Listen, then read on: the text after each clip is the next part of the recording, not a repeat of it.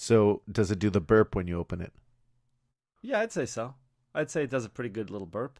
But I Now, like would the leftovers seem super enticing, or if they're gelatinous? Not really. I think that's the thing. I think that your refrigerator needs to somehow be a portal to another dimension. Okay, like in And- Ghostbusters. Yes, and you open it up one day. It's a new fridge. Okay, You've brand also new found fridge. it on the side of the street. Got it. Yeah, yeah. You bring it in, you plug it in, and every time you open it, there's just new leftovers. Zool. Someone's already eaten out of it. There's there's Is it Zool's leftovers? Zool. Oh, sure. Okay. Yeah. And really, it looks gross. It's always going to look kind of gross, but it's just so enticing. You're like, well, I got to eat this. Does it smell great? Yeah. Okay. Yeah, everything. The look is bad, but everything else about it just great. And then you eat it, and How do you know that it's in there? Is it because like you go to put you get home with some groceries and you go to put some milk in your fridge, and then you go, whoa, that's a funny looking Tupperware.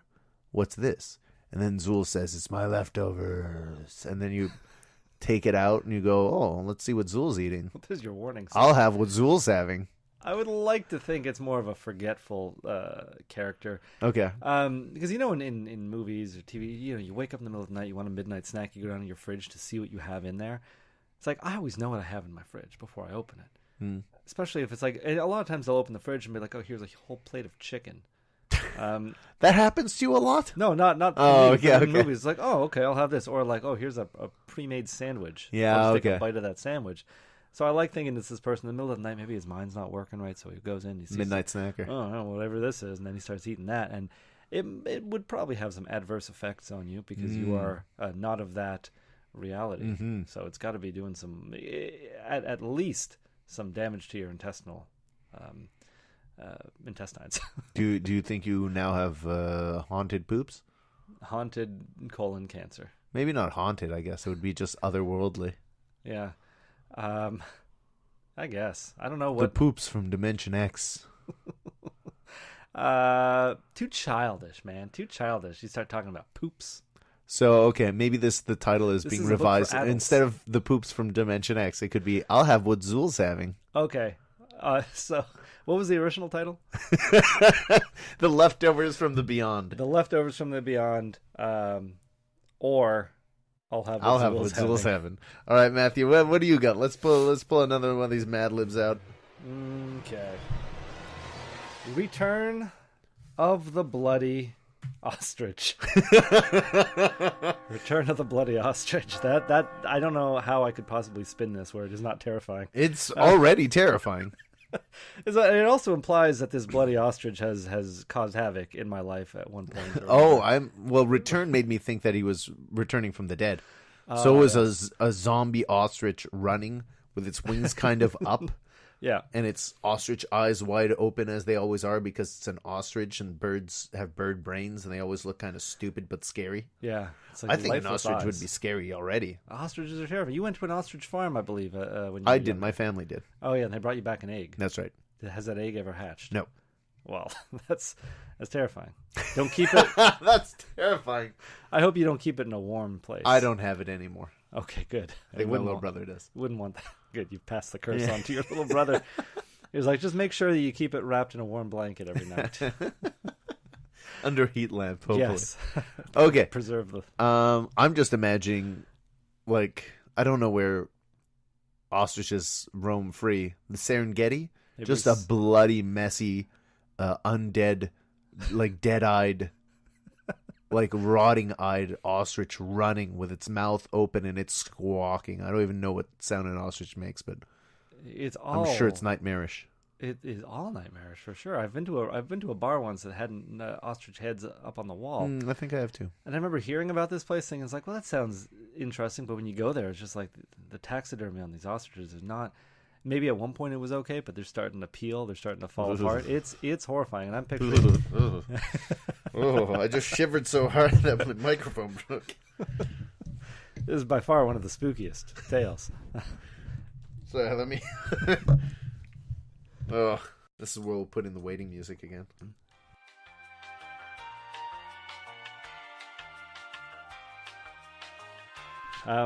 So yeah, I can imagine a city, because honestly, how many ostriches am I going to run into in the city of Montreal? The problem is, I'm going to be at this bar when it happens, and all these heads are going to tilt and creak and turn, and look at me. Oh, can you imagine that? Just a taxidermied ostrich bending its neck down and twisting its head towards you, and then when it catches your eye, it just... I would not be able to get up and run away fast enough. I mean, I don't know what harm they could possibly cause mounted to a wall like that. It just starts spitting blood out of its mouth. Oh yeah, man, these things get worse and worse as the story goes on. So yeah, I Return to the Bloody Ostrich. Nightmarish. Absolutely, and I think the story right there. If it's a short story, if it's a children's story, maybe it's one of those things where I think I've escaped all these ostriches. I run outside and I realize, oh man, it wasn't just the ostriches in this building. Everyone is now a bloody ostrich. Bloody ostriches in business suits. Everybody's looking at me. They point. Bloody ostrich. Do you know, are they in ostrich form, or are they just humans with long ostrich heads? I think they're humans with long ostrich heads and like feathery hands. Long necks, but whatever.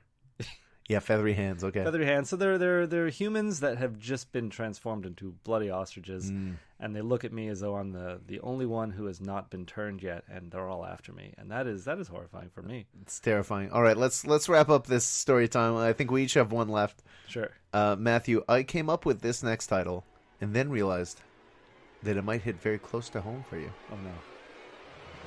This next title is The Murder on Dorchester. And I remember that's the street you live on. You thought of Dorchester yeah. before you remembered that I live on Dorchester? Yeah. Okay. It was the title of a mystery novel I read not long ago. Huh. Yeah, that I mean that kind of plays into one of my biggest fears too. The murder on Dorchester. Is it you being murdered at your home, or you losing control and murdering someone else on your street? I am the murderer. Mm-hmm. I wouldn't say I've lost control. I think I'm pretty... I've got my wits about me when I perform the act of murder. That's a little scarier. But the worst part for me is... Because the thing is, I think I'd be really good at murdering someone.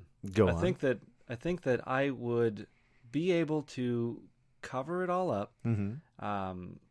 Even with modern forensics? Oh, especially... Like, we're in Montreal. People don't do the kind of things they do in CSI. Yeah, but I don't know. Like, I don't know who I would murder. Let's just say if it was just like a vagrant. If it was someone who I had no connection to. How about that crushed street cone out front? Someone's gonna die for it, but that cone's already it's already crushed. been murdered. I don't know. I often have nightmares that I've disposed of the body, but I just for some reason couldn't dispose of it well enough, mm-hmm. and then time passes, and it's when people start asking questions like, oh, have you seen this person? And my heart starts beating. I've got like the telltale heart kind of situation. Yeah. It's usually always under my floorboards or in a bunch of garbage bags. All right, Matthew, here's a situation. Yeah. A vagrant is asking for change and you don't have any, but then he gets very aggressive, and in self-defense you accidentally kill him. Okay. What are you doing with his body? I mean, the best way to get rid of this body. Well, if I just kill him, I can probably just leave his body out there, right? But if I'm overthinking it. Well, let's say you threw a punch, and so, or maybe you had to grip him, and maybe some of his skin is under your fingernails, or vice versa. Some of your hair is now on his person. They could CSI their way back to you. Yeah. But you got to dispose of this body in some way to make sure there's no evidence.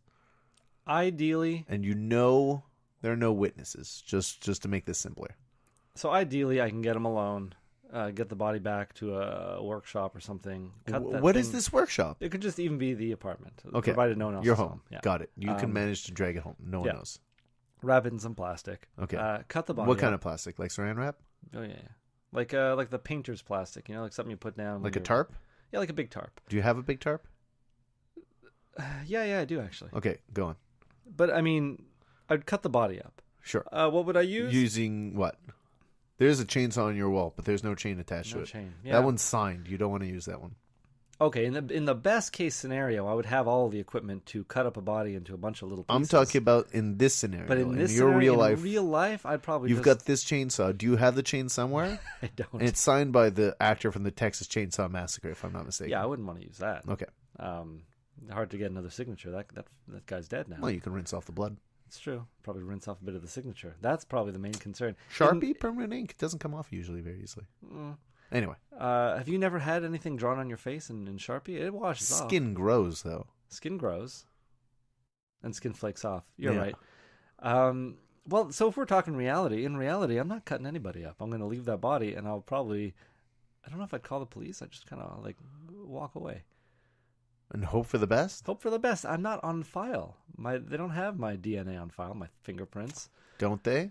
They don't. I mean, you're scared of leaving the country just because of train tickets. Do you really want to up the ante? I did put my thumbprint on that Apple phone. Oh, no. That was one of the reasons I didn't want to do it.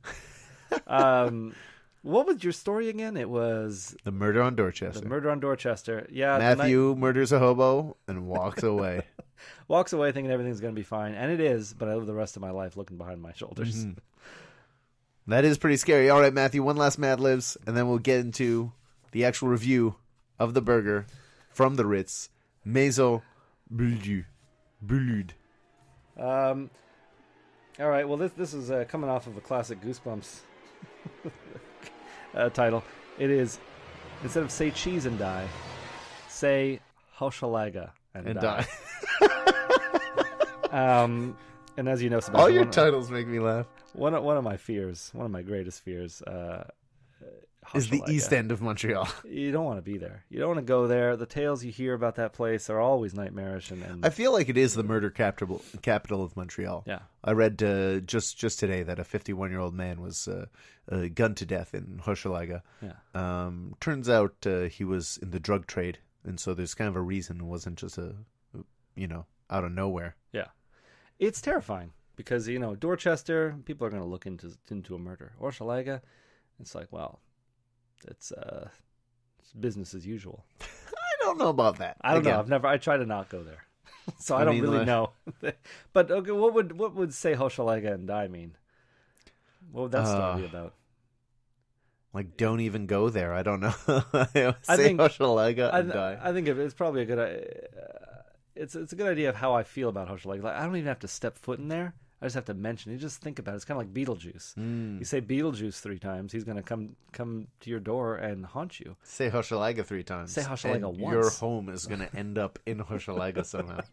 It's like, oh no, oh no, such a longer ride on the metro. Yeah, I'm walking to the convenience store, and all of a sudden I notice, oh no, I'm wearing pajamas. Is this a nightmare? No, I'm just living in Hochelaga. And this is the nightmare. This is the way that things happen in Hochelaga. Matthew, we need to head back to Hochelaga. Maybe on a nice sunny day where we can go get a perhaps excellent burger and change your opinion of Hochelaga. No, thank you. No, thank you. Well, baby steps. First thing I got to do is stand in the dark bathroom with the lights off and say Hochelaga one time in the mirror. Just once. Oh boy! What does it need to be a dark bathroom? Doesn't it just need to be in front of a mirror? Yeah, but it's always creepier when it's in the dark because then, sure. Then you never know what you're gonna see in the mirror when a little flicker of light comes out. What tragedies will befall me. Okay, all right, Matthew, are you ready to rate this burger, Maison Boulud, in the Ritz Carlton? Yeah, I am. It's $31 burger. $31 burger, man. It was I found the burger. We asked for medium. I didn't feel like it was completely medium. I found it was a little sloppy. Mm-hmm. They put Dijon in there, I think. I didn't even ask for it, and I don't necessarily like the taste of Dijon mustard. I think there may, because I opened up the burger and looked at it because there was Dijon, decided to try it with some Dijon, and I quite liked it. I thought that perhaps, after you mentioned that there was a bit of a Dijon taste, I think that maybe in the onion chutney that there was some horseradish. I think that might be what you were detecting. Yeah. But speaking of the chutney, I don't like chutney. Why not? I don't like the name of it. I don't like the consistency of it. What do you think chutney is, Matthew?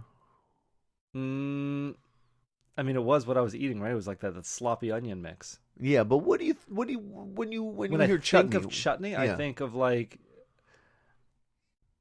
When I think of chutney, I think of what an animal would vomit. Oh God, why? What?